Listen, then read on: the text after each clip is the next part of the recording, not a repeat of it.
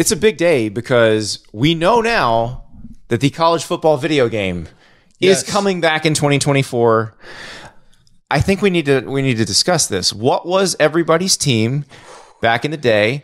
Who'd you dynasty mode with? Who was your favorite playbook? I would go Big Ten because I like playing games in the snow. So I always pick the worst Big Ten team, usually Indiana or Illinois. So that was kind of my challenge. I love that you're down in South Florida. Like, I want to play in the snow, so we're going to Bloomington, and it's gonna snow. I mean, I don't know. This is a generational thing, guys. I don't know, but I feel like everybody in my generation, not that I'm that much younger than you, but West Virginia was the squad. Oh, Pat White and Steve Slayton on the same team, and I think I'm the only person that did this, but I was a huge NCAA fan. I used to blow parties off and stuff to play and the dorm and all that stuff. And I never really did dynasty mode, because then people think that I'm nuts. I like playing games too. I didn't have the patience for dynasty mode. I only played online with the headset. Oh, so that didn't exist in my day. Oh, yeah. We were all on dial-up. Yeah, I did. I played online, and my obsession was always to try to have the longest possible winning streak. And the most heartbreaking thing ever is back in the day, if your internet went out or something bad happened in the game, or Pittsburgh beat you, you would get an L. And it's there were times where I was up 66-0, and then my internet would have a 30-second pause in there, and I would get the loss. And I remember that was crushing because I was obsessed with my record. And one of my greatest life achievements, in 2010, I graduated from U of A and I moved to Columbus, and I was in a long distance relationship with Steve Slayton, my college girlfriend. But I moved to Ohio, and I had nobody there. I had no friends or anything. And then she broke up with me, and my only outlet in life at that time was playing NCAA online. And I put together a 74 game or 75 game winning streak. But the caveat to that is that I would go into the lobby and only play people with crappy records, because I was so into that streak. I wanted to see how high I could get my ranking. So you're basically like Kentucky's AD scheduling for bowl eligibility. That's right. Except there was nobody that I had to play. So it was Michigan's non-conference last year for the entire season. And I would just mash people. It would be 28-0 2 minutes into the game, because it was impossible to stop Slayton. It was impossible to stop Pat White. And that was when they first introduced the option and everything. And I was really... Oh, no, the option existed before that, because the option was introduced when I was in college, because Anthony Wright was not an option quarterback at South Carolina, but I ran the triple with him.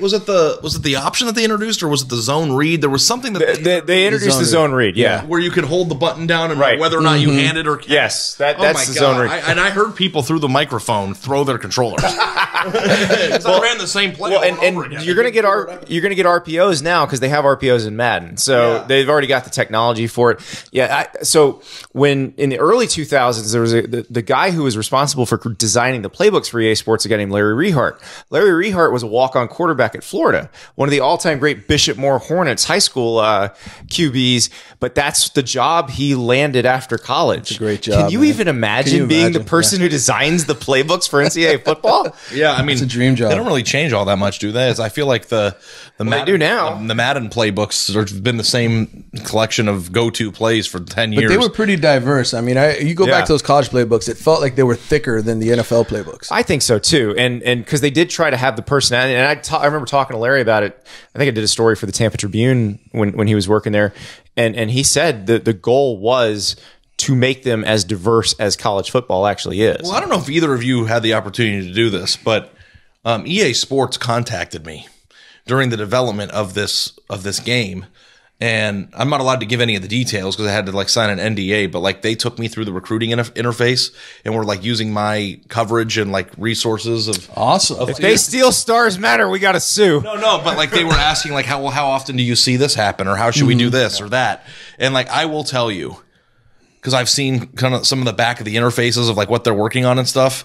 It is going to be awesome. They are, and they're doing it in a way where like, you're not just going to get a Madden engine with the college uniforms. Like, they are really trying, and I think the reason why they delayed it a year was that they wanted to make sure that when that game finally made its return, that it wasn't just some crappy knockoff of Madden, and that it was its own thing. And like the dynasty mode and like recruiting and rankings and territories and all the things that like we talk about on the show is going to be represented to some extent in the video game. Well, I think they have to do that because they want to capture the personality of college football. So personally, I can't wait to run a collective and decide who I want to tamper with in the transfer portal. I cannot wait. Yeah, and I don't know if that's going to be represented yet, but I do feel like as the years go on, it's going to be a priority for EA Sports to make sure that whatever's going on in the recruiting dynasty interface to actually mirror like what we're talking about, because people want a college football, or the creators of the game want a college football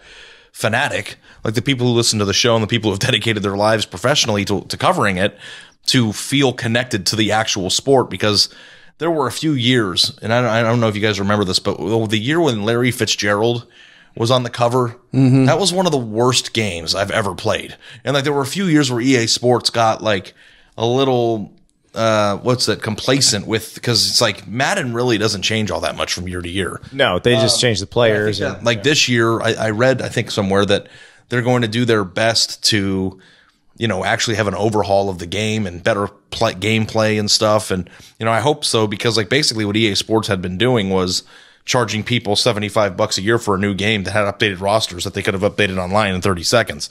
But now the players' names are going to be in it. And the group licensing for the players was one of the hurdles. They got that figured out. They got a deal done, and that's why you had the announcement today. And now it would be interesting, Manny, and I wonder if you think this is even possible. I don't know if it is. But like if they start offering money to the top 50 players in the country in high school to have their names represented in the recruiting rankings. Because I remember the past time, you guys went to GameStop at midnight and did the whole thing. Did you ever do that, or was that my era? That was your era. That was your era. Yeah, so we would go at GameStop at midnight, and you would wait in line to get your copy. You had to pre-order it, and then you would come home, and by like 3 a.m., somebody had already updated all the rosters so that they were all perfect. So you had all the names in it. I don't know how they did it that fast. They had to have gotten a head start.